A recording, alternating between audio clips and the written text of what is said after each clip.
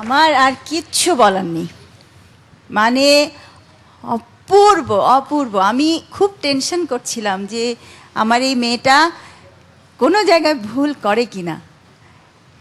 অপূর্ব অপূর্ব, এত কঠিন একটা গান, এবং এই গানটার যে কত ওঠানামা, কত কি, আমি আর কিছু বলতে পারছি না, এগুলি স্যার বলুক, আমি আমি আর কিছু বলতে পারছি না। স্যার,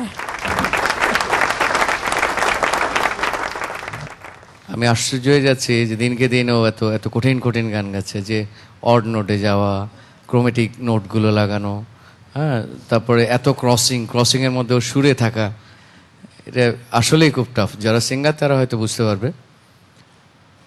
পড়শি, তোমার গানে আছে যদিও বা রাত্রি তোমার বিমূর্ত, সামনে তোমার সম্ভাবনার উজ্জ্বল এক মুহূর্ত।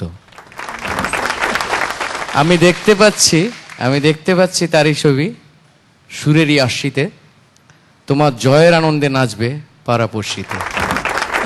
ওদেরকে যখন প্র্যাকটিস করিয়েছি তখন আমার যে এটা করানোর পিছনে আরো একটা ইচ্ছা ছিল যে ওদের মধ্যে যেন একটা শ্রম আছে না। যাই হোক, আমি স্পেশালি থ্যাঙ্কস দিচ্ছি সোমা আপাকে। আমার মনে হয় এ যাবৎকালে যতগুলো গান হয়েছে সবচেয়ে মিউজিশিয়ানদের সিনসিয়ারিটি, আমি মিউজিশিয়ানদেরকে আমি ধন্যবাদ জানাই। এটাই মিউজিশিয়ানদের জন্য একটা বিশাল তালি আমরা আশা করছি। ওদের জন্য একটা তালি।